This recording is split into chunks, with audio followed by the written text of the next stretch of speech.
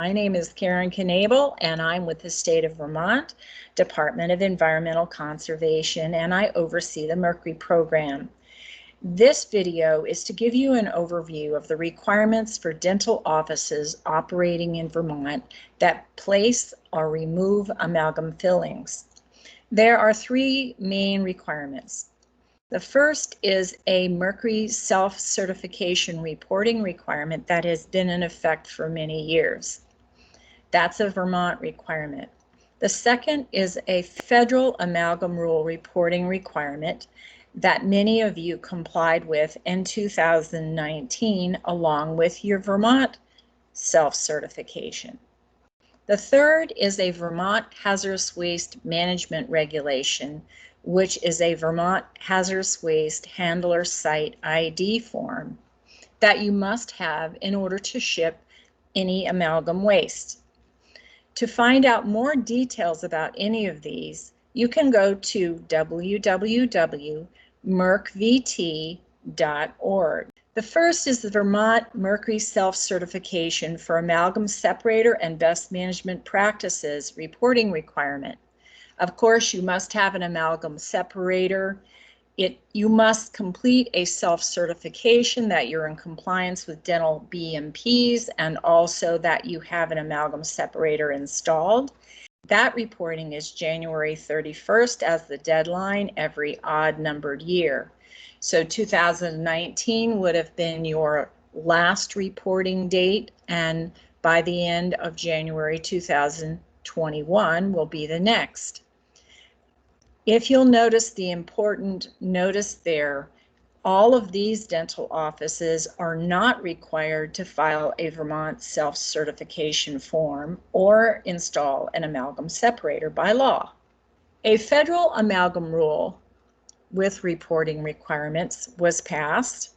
Vermont Department of Environmental is the control authority for EPA.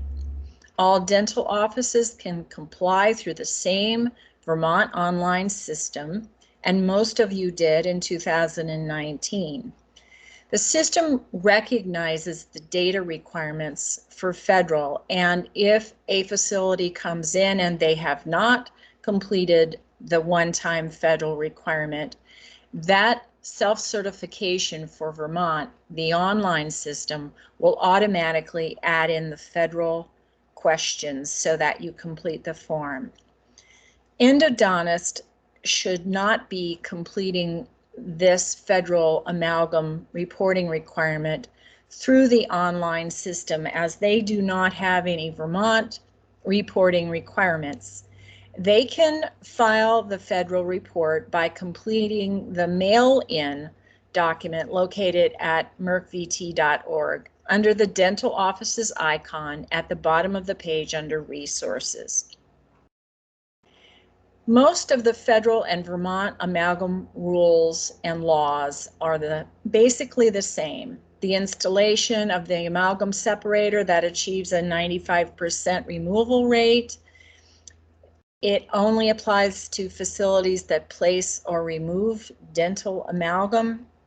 They must follow the best management practices, follow the maintenance guidelines for the amalgam separator, and keep track of when that separator cartridge has been replaced.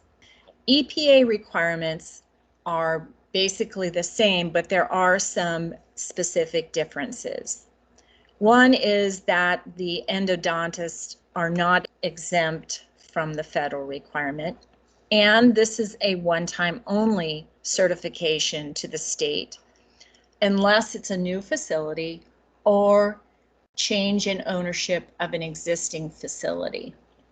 If you are either of those, you would need to contact me at 802-522-5736, and we'd have to go through some steps to get you some additional information.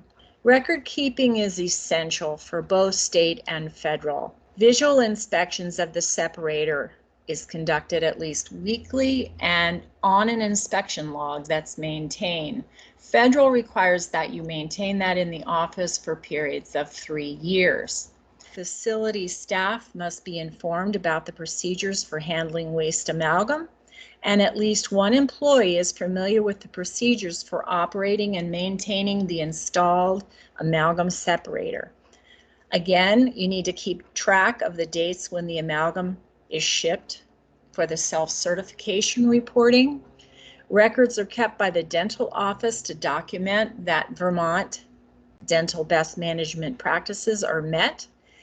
And the federal one-time reporting data that's provided to the state, the dental office should also keep a copy of that.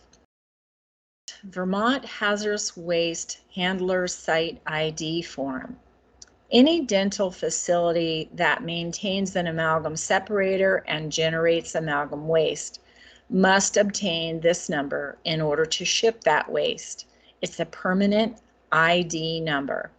If the dentist office moves to a new location, you would have to have a new EPA ID number because each ID number is based on the physical location of where the amalgam is generated. If a dental office changes ownership, an amended form would need to be sent in. And if a dentist owns several locations, each location would need to have its individual EPA site ID number. This is what the Hazardous Waste Handler Site ID form looks like. It is available on www.mercvt.org. This is a one-time submission and renews annually with a $75 fee that's due April 1st each year.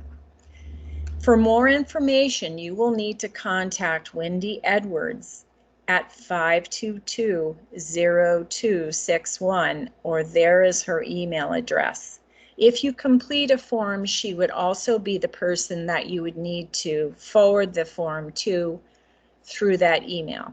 Thank you for your time. If you have any additional questions about any of these requirements, you can likely find that information on mercvt.org under the dental office icon on the home page.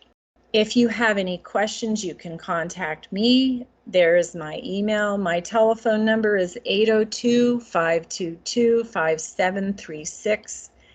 Thank you for listening. If you have any questions at all, please do not hesitate to contact me. Thank you.